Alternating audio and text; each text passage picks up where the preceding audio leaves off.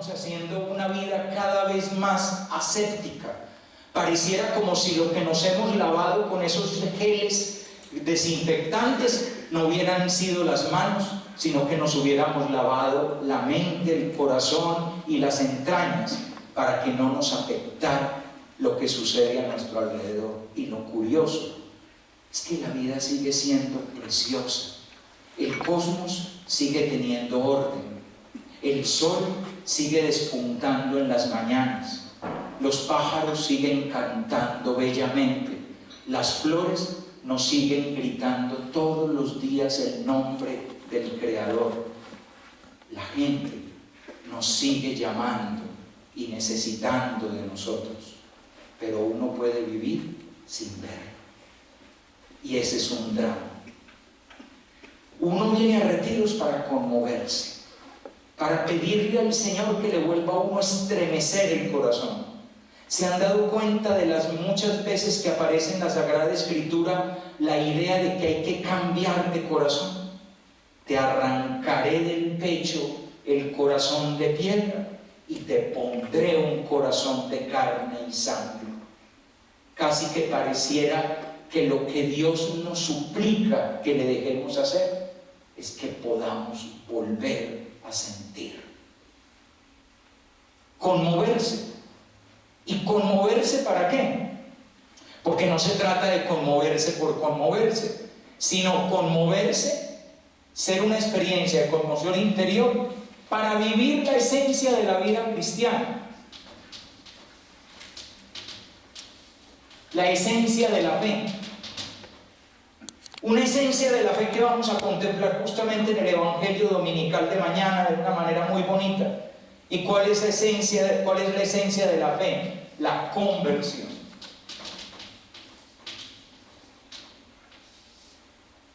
Uno hace retiros para convertirse. Uno no hace retiros para culturizarse, ni para aprender más, ni para actualizarse intelectualmente, ni para ayornarse teológicamente. Uno no hace retiros para descansar, ni para tener un día de meditación, ni siquiera para darme como un fin de semana desierto, de manera que descanse del estrés. Porque un retiro bien hecho podría tener estrés. Porque en un retiro bien hecho a lo mejor yo tengo que darme cuenta de que me tengo que decir a mí mismo unas grandes verdades que no me he dicho, o que tengo que tomar unas decisiones que he tenido temor de tomar o cobardía de tomar. No necesariamente un retiro descansa, no necesariamente. Hacemos retiros para convertirnos. El horizonte de los retiros es la conversión. Esa palabra conversión es una palabra muy difícil de traducir al castellano. Ustedes saben que hay dos palabras griegas detrás de esa palabra conversión. La primera palabra griega, que es la que va a aparecer en el Evangelio de mañana, es esta: methanus, metanoia. Metha significa más allá, al otro lado, trasmontando. La imagen es una imagen muy física, porque es la imagen de ascender una montaña y pasar al otro lado de la montaña. Metha, nous, entendimiento. Pero el nous no es únicamente unos conceptos o una forma de pensar. El nous es el entendimiento que explica la manera como tú llevas tu vida. Porque tú llevas tu vida de acuerdo a la manera como la entiendes. Ese es el nous. Por lo tanto, methanus es traspasar, pasar la montaña de tu manera de pensar para entrar en otra manera de pensar y por lo tanto en otra manera de vivir. Se puede vivir de otra manera, y para vivir de otra manera hay que pensar de otra manera. Eso es conversión. Que lamentablemente la palabra conversión, en unas muy malas traducciones de la Biblia de los años 60 y 70, se tradujo como arrepentimiento o penitencia. Por ejemplo, mañana vamos a ver a Jesús que sale y dice: conviértanse ya llega el reino de los cielos, el reino de los cielos está cerca, conviértanse y crean en la buena noticia.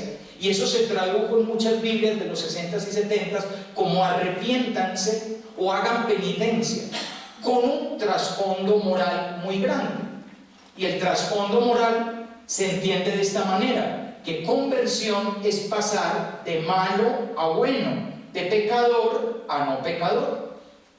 Y por eso es que la conversión se entiende cuando el público al que está dirigida la invitación a la conversión, pues es gente un tanto enrevesada que lleva una vida pecaminosa. Pero cuando nosotros lo vemos para nosotros, que comparados con los demás somos hasta buenos, entonces uno dice, ¿yo convertirme de qué? Si yo me convertí hace como 20 años, si yo me convertí hace como 10 o 15 o 30, y yo intento llevar una vida santa, ¿cómo les pasa a las viejitas en Cuaresma cuando se van a confesar? Padre, no sé de qué acusarme, que es el peor problema espiritual que uno pueda tener, porque si uno no sabe de qué acusarse, significa que le está diciendo a Dios, tú eres inútil en mi vida, porque tienes la función de salvar a los demás, pero a mí no. ¿Saben ustedes que Santa Teresita del Niño Jesús pasó por esa crisis espiritual? Por culpa de un confesor, porque el confesor le dijo, tú nunca has pecado en la vida. Y ella dijo, entonces Dios a mí nunca me ha salvado, porque inteligente como ella, poquitas. E inmediatamente hizo el silogismo. Si yo nunca he pecado, a mí nunca me han perdonado. Si nunca me han perdonado, a mí no me salvó. Soy la más desgraciada de todas. Todo por la idea de conversión moral. Es muy posible que nosotros no necesitemos una gran conversión moral. Es posible que llevemos buenos matrimonios, buenas vidas afectivas, buenas vidas personales, que no tengamos grandes vicios. Pero eso no significa que no tengamos que hacer continuas correcciones del caminar de nuestra vida. Hay otra palabra griega que también implica conversión, una palabra muy bella, a mí me encanta, y es la palabra epistrefo. Y epistrefo significa volver, regresar. Toda la relación del hombre con Dios es una relación de alejamiento. Uno se pasa la vida alejándose y Dios se pasa la vida pidiéndonos que regresemos. Ese es el ritmo dramático de la relación con Dios. Y si ustedes se fijan, es la inversión completa de la lógica de lo religioso. Porque la manera como el ser humano ha construido lo religioso en cuanto a estructura es justamente lo contrario. La estructura de lo religioso, y cuando digo la estructura de lo religioso me refiero a todas las religiones, la estructura de lo religioso es un camino de ascenso hacia lo desconocido. Eso desconocido que podemos llamar filosóficamente el misterio, y que en clave religiosa llamamos Dios o dioses o lo divino. Y el ser humano vive la relación con Dios como un camino de ascenso. Por eso las tradiciones religiosas están llenas de edificios altos o lugares altos, porque se vive como un ascenso. Subes la pirámide, subes la montaña, subes a lo alto, a la torre de Babel, para poder penetrar los cielos. Pero lo impresionante de la fe cristiana es que tiene la lógica contraria. No es el hombre el que sube hacia Dios, sino Dios quien desciende hacia el hombre. No es el hombre el que busca a Dios, sino Dios quien busca al hombre. Y no es el hombre a quien le arde el corazón de anhelo infinito por encontrar al divino, sino que es el divino al que le arde su pobre y eterno corazón, buscándome a mí, a quien muchas veces no me arde. Porque tú me buscas amándome cuando yo no te amo. Tú me buscas deseándome cuando yo no te deseo. Tú me buscas como si yo fuera lo único en tu vida, cuando yo tengo otras cosas en la vida. Tú me buscas enamorado de mí, como el chiquillo que anhela que la niña más linda del salón lo mire, y yo como la niña más linda del salón, que sé que tengo otros chiquillos que me miran, no te miro. Dios es al revés. Dios es un clamor adolorido: regresa, porque uno siempre se las ingenia para alejarse. No sé cómo, pero es tan fácil irse y es tan difícil volver. Aprovechen este día y medio que vamos a compartir para vivir cada una de ustedes su propio regreso a Dios. Hay quienes tienen que regresar solo 100 metros, hay quienes tienen que hacerlo 3 cuadras, hay quienes tienen que atravesar 4 pueblos hasta volver a llegar al Señor. Él les aguarda, les llama, les anhela, les desea. Y nos llama para justamente hacer esto en nuestras vidas, este methanús, para hacer una transformación en nuestras vidas. Al principio de la charla, yo les leí un pequeño texto del Evangelio de Marcos que incluye la llamada a los primeros discípulos. Se lo recuerdo. Después Jesús subió a la montaña, llamó a su lado a los que quiso, ellos se fueron hacia él y Jesús instituyó, normalmente así se traduce, pero en verdad el verbo verdadero que hay ahí es el verbo crear. Creó a 12 para que estuvieran con él y para enviarlos a predicar con el poder de expulsar demonios. Así creó a los 12. Y vienen los nombres con los que él los llamó: Simón, al que puso de sobrenombre Pedro; Santiago, hijo de Zebedeo, y Juan, hermano de Santiago, a quienes dio el nombre de Boanerges, es decir, los hijos del trueno; luego Andrés, Felipe, Bartolomé, Mateo, Tomás, Santiago el hijo de Alfeo, Tadeo, Simón el cananeo y Judas Iscariote, el mismo que lo entregó. ¿De qué está hecha la vida cristiana? Yo les decía que la vida cristiana, la esencia de la vida cristiana es conversión. ¿Y qué es conversión? Conversión es pasar de seguir a mí mismo, pasar de seguirme a mí mismo, mis intereses, mis fines, mis criterios, mi mundo, con todo lo que esto evidentemente puede estar influenciado por el entorno que me rodea, porque mí mismo puede ser una caricatura de mí mismo y una construcción del entorno que me rodea. Eso lo vemos clarísimo en muchos adolescentes de hoy. ¿Por qué te vistes como te vistes? Porque me gusta, y en verdad no le gusta. Le han pegado un buen lavado cerebral a través de los medios de comunicación para que le guste lo que le gusta. Uno, en estos días que ha salido esa noticia, discúlpeme, yo miro las noticias y me pregunto cosas de esas trascendentales, viendo las noticias comunes y corrientes. Yo viendo las noticias decía: ¿qué queda de un niño bellísimo, inteligente y despierto que alguna vez se llamó Justin Bieber? ¿Qué queda de él? ¿Qué han dejado de él? Lo han llenado de tatuajes, lo han llenado de droga, lo han llenado de éxito y han hecho una caricatura. Y a esa caricatura él la llama yo, pero ya no es yo. Su verdadero yo, el niño brillante, se está apagando.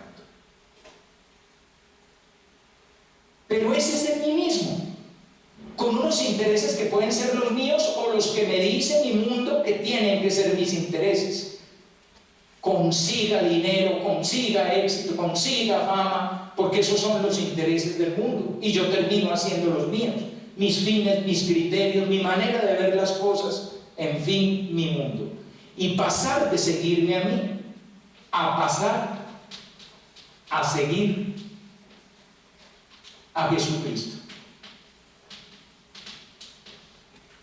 La vida cristiana es fundamentalmente esto: seguimiento.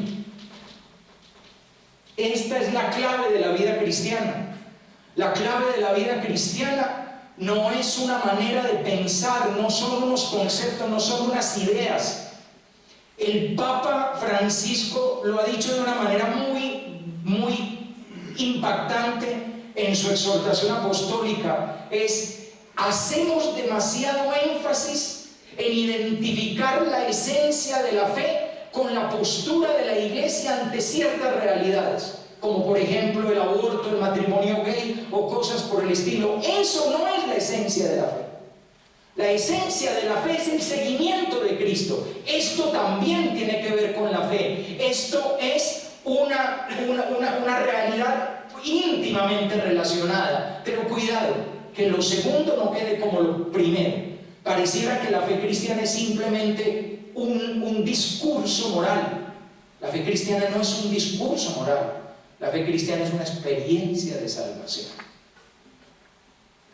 Lo que anunciamos a la gente no es que a Dios no le gusta tal cosa o que esto está prohibido y esto en cambio está permitido. Lo que anunciamos a la gente es que existe salvación. Y para tomar conciencia de la salvación hay que tomar conciencia de la pérdida, porque si uno no se siente perdido, ¿para qué necesita ser salvado?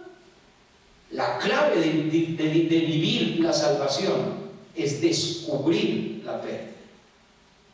La vida cristiana es seguimiento, no conceptos, no ideas, ni siquiera valores. Miren, en las instituciones de inspiración cristiana, un día se nos ocurrió hacer un negocio. Y el negocio que hicimos, yo lo reconozco, chicos, yo lo reconozco. No hay nada más difícil que hablar de Dios cuando la gente no quiere oír hablar de Dios. Eso es una experiencia martirial. Es lo que debió haber sentido San Pablo en el Areópago de Atenas cuando habló de nuestro Señor Jesucristo y los filósofos epicúreos se rieron de él y se burlaron de él. Entonces hemos hecho un negocio en los colegios y en las universidades. Y el negocio que hemos hecho en los colegios y en las universidades es evitarnos el sofoco de tener que hablar de Dios, tener que hablar de Cristo, tener que hablar del Evangelio, tener que hablar de la salvación y contentarnos con que en esta institución se educa en valores. Y con el cuentecito de los valores nos vamos contentos a dormir sin ningún problema de remordimiento de conciencia, como si no nos estuvieran resonando en los oídos las palabras de San Pablo: ay de mí si no evangelizo. Y evangelizar no es lo mismo que enseñar un conjunto de valores. No, la fe cristiana es más. Claro que es amor, pero no lo que tú entiendes por amor. Es el amor de Cristo. Sí es un valor, pero es un valor con nombre, con apellido, con vida, con persona, con manera de vivir. No una bellísima definición no ética de amor. Claro que sí es solidaridad, pero no nuestro concepto de solidaridad, no lo que dicen los textos actuales, ni las bellísimas declaraciones internacionales sobre la solidaridad, sino la solidaridad de Jesucristo, aquel que siendo rico se hizo pobre para enriquecernos con su pobreza, aquel que no se aferró a su categoría de Dios, sino que al contrario se despojó de su rango, pasando por un hombre cualquiera, abajándose incluso hasta la muerte y una muerte de cruz. Por lo tanto, no son valores, es seguimiento. Al día siguiente subió Jesús a la montaña y les voy a pedir que ustedes piensen en 4 cosas, 4 elementos de este bello texto de Marcos que hoy hemos proclamado. Y esas 4 cosas tienen que ver justamente con esto de en qué consiste el seguimiento. Primer elemento del seguimiento: llamó a los que quiso.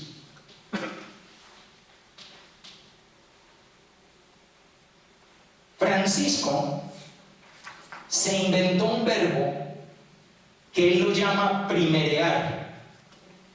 Primerear. Primerear es ir de primero. Eso significa primerear. Y Francisco utiliza el verbo primerear para hablar de Dios. Dios siempre nos primerea. Es decir, Dios siempre va primero. En la primera carta del apóstol San Juan se dice de una manera muy hermosa: hemos creído en el amor.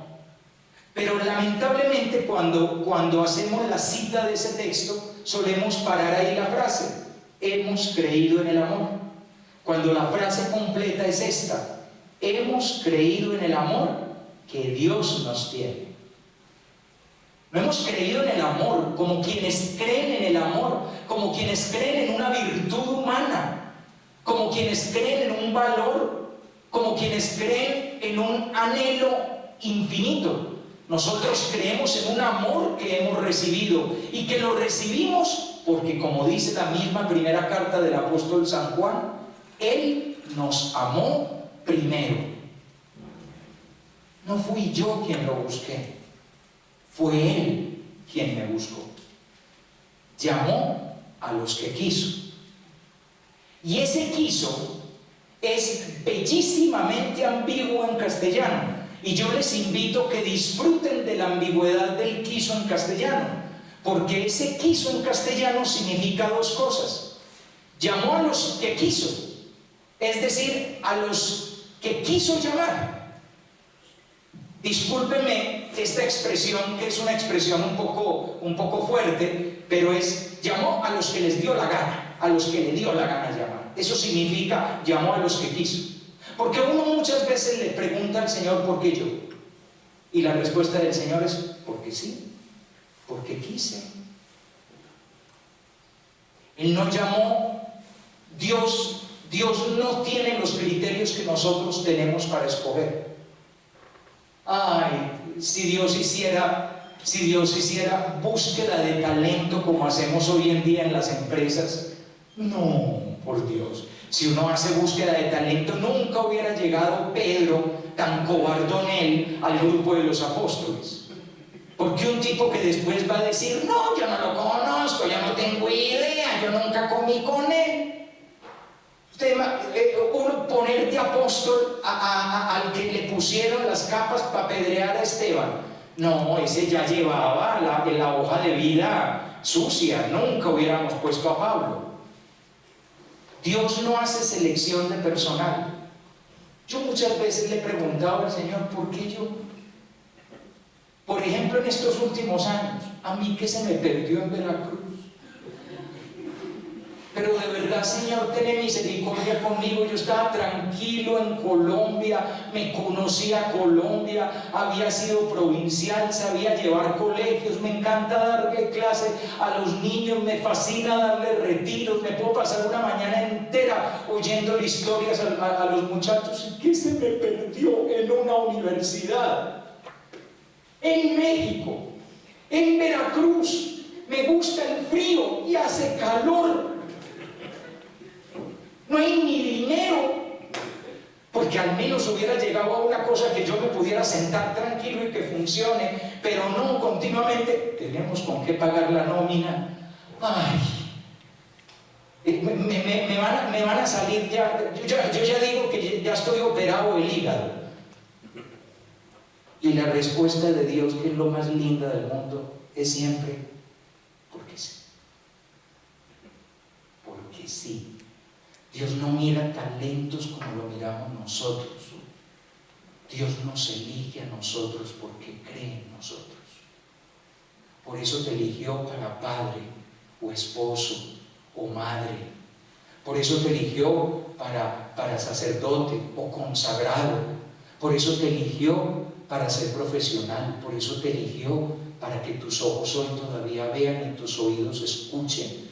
No porque te lo mereces, no porque te lo ganaste, no porque estudiaste para ello, no porque te lo has granjeado con tu esfuerzo. Es el deseo de Él, es la gratuidad de Él. Lo primero que hay en la llamada es la gratuidad de la llamada.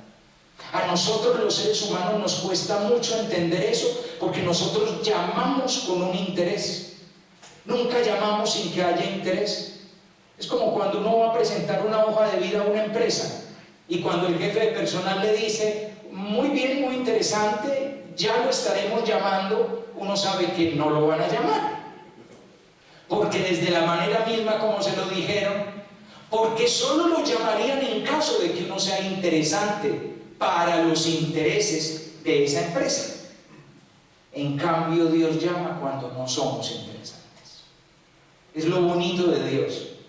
Cuando no somos ni apetecibles ni deseables, cuando no hemos hecho nada grande todavía, nos llama pequeños, nos llama cuando estamos extraviados, nos llama cuando hemos cometido errores, nos llama cuando estamos confundidos, nos llama cuando estamos cargados de problemas, cuando tenemos vicios, cuando hemos perdido la esperanza. Nunca jamás deja de llamar. Dios es el gran llamante, pero además llamó a los que quiso.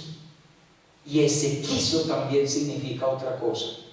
Llamó a los que amó.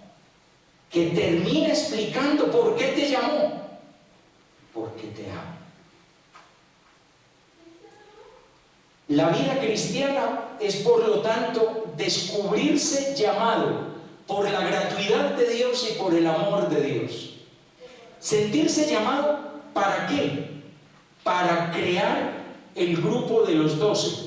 Digámoslo de otra manera, para crear iglesia.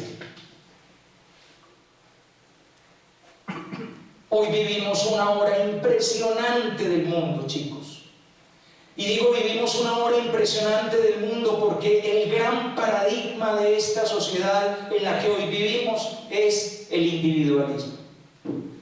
Estamos destruyendo a altísimas velocidades los vínculos, las relaciones, los lazos.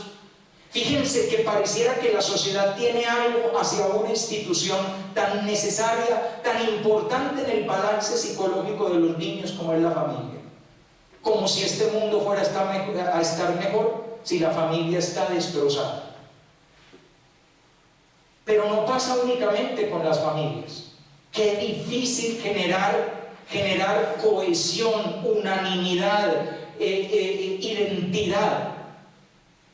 Cuando uno lee las grandes frases de las cartas de Pablo y de los Hechos de los Apóstoles sobre lo que implica la vida comunitaria, uno dice, ¿esto lo entendemos hoy en día? Miren frases como estas: entre ustedes tengan un mismo corazón, un mismo pensar y un mismo sentir. ¡Qué difícil! Porque nos hemos convencido de que en las instituciones hay que llevar la contraria. Nos fascina el disenso, nos encanta hacer grupos. Es más, uno se siente más inteligente cuando todos piensan algo y yo, como no soy un borrego, pienso lo contrario. Y esa persona termina influyendo más que quien genera unidad. ¿Para qué nos llama el Señor, que quiso llamarnos y que quiso llamarnos porque nos quiso? Para que hagamos comunidad con Él. Todo el proyecto de Dios es un proyecto comunitario, nunca un proyecto solipsista. El Dios del mundo actual es muy diferente al Padre de nuestro Señor Jesucristo. El mundo de hoy no es ateo. El mundo de hoy ha fabricado un Dios para individuos. Te da buena energía, te limpia el aura, te recompone los niveles de energía, te hace bien a ti. Entonces puedes ir a seminarios donde tú sales renovado o renovada. El resto del mundo no importa. Tener que pensar en el otro, contemplar a Dios a través del otro. Tercero, ¿Para qué? ¿Para qué es crear iglesia? Creó 12 para estar con Él. Esto es muy bello. Jesús llamó a los 12 para que hicieran grupo con Él, para que lo acompañaran. Acompañar, compañero. La palabra compañero tiene un origen muy bonito, casi que podríamos decir eucarístico. La palabra compañero viene de la palabra companis, que significa aquel con quien parto el pan. Fíjense que es casi un sentido eucarístico. Aquel con quien comparto el pan. Ese es un compañero con el que parto el pan. Uno lo ve en la vida de colegio. Yo recuerdo cuando tenía 13, 14 años que salíamos al descanso y como no teníamos dinero, juntábamos todos un poquito de lo que teníamos para comprar una torta que nos comíamos a mordiscos entre 5 y un refresco que nos bebíamos a sorbos entre los mismos 5. Eso es compañero, los que partimos el pan.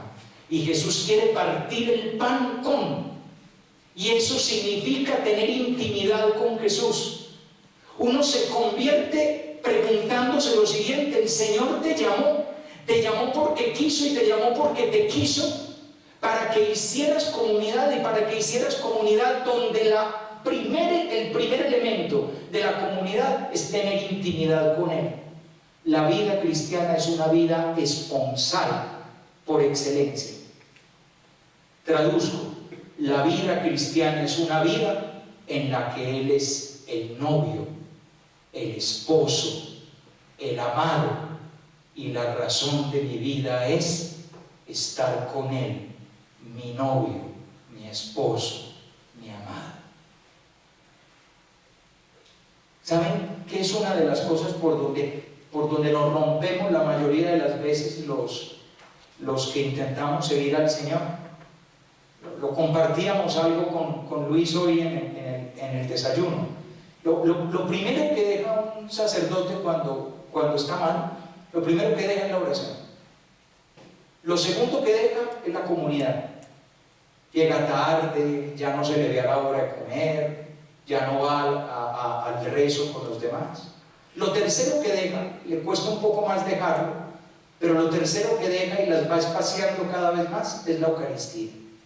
Y lo último que deja es el aspecto profesional, es decir, el ejercicio de lo que hace. Si da clases, dar clases, si lleva una oficina, llevar la oficina, y si celebra sacramentos, celebrar sacramentos. Lo primero que uno deja es la intimidad con el amado. Es lo que uno menos cuida en la vida cristiana.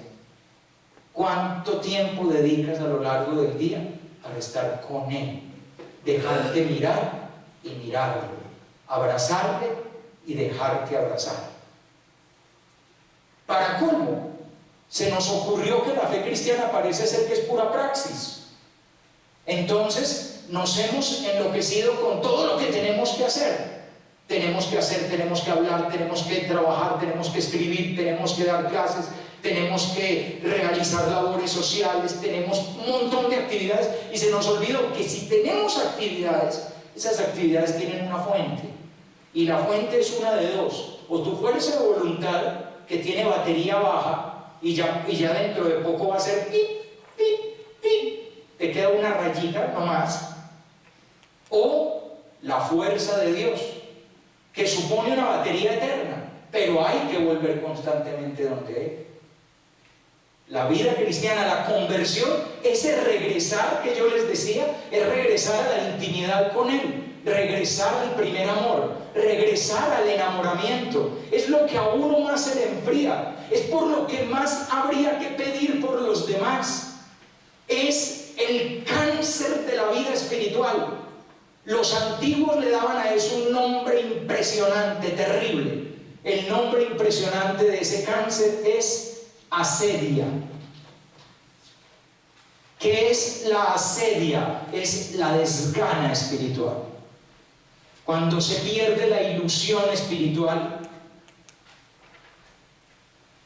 cuando ya uno no celebra la Eucaristía con la emoción de la primera, cuando ya el Santísimo no me impresiona, que el cielo entero esté ahí delante de mí, cuando ya la palabra de Dios no me toca porque he leído tantas veces la palabra de Dios, cuando una Navidad es una Navidad más, con los mismos textos, y una Pascua es una Pascua más, con las mismas cosas, cuando una comunión es una comunión más, cuando me acostumbré, cuando ya nada me sabe especial, entonces adentro, en lo más profundo, ya tú no estás, ya no eres los ojos que entienden mis ojos.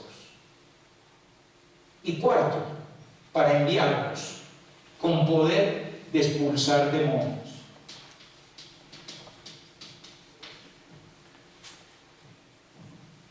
Fíjense que el elemento donde uno normalmente hace más énfasis, porque tenemos una visión muy activista de la vida, el elemento en el que solemos hacer más énfasis es el último.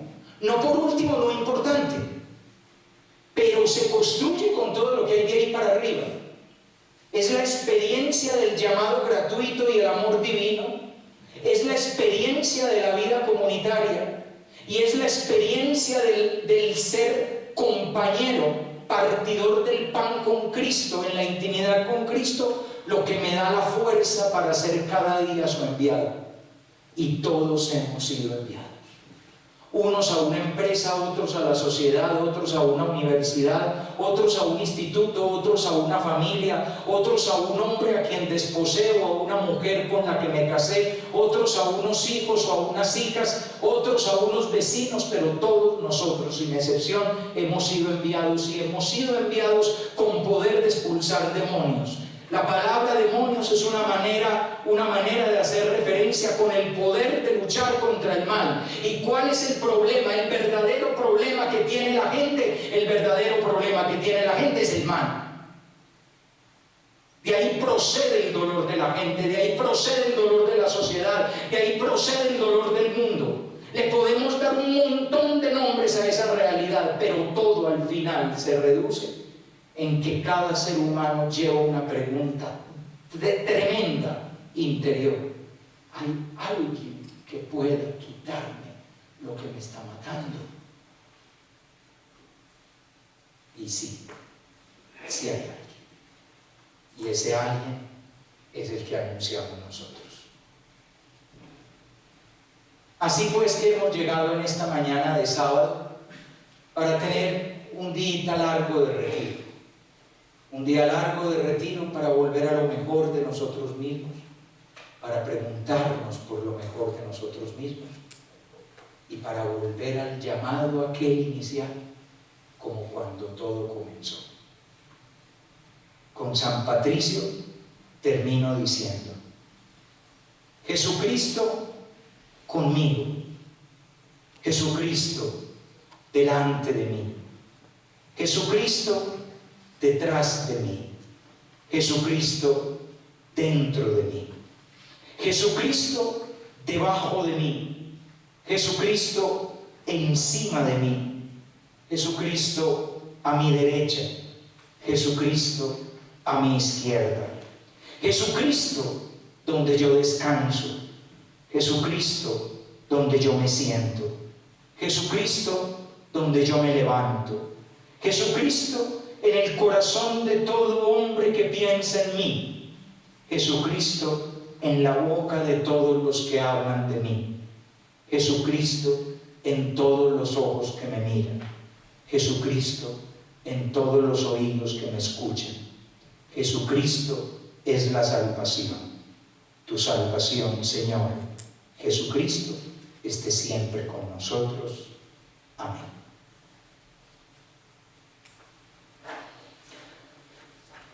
Como yo soy escuelero, muchachos, porque soy maestrico, entonces yo preparo esta fichita de trabajo. Esta fichita de trabajo tiene unos textos. El texto sobre el que hice la contemplación es el primero, Marcos 3, 13, 19.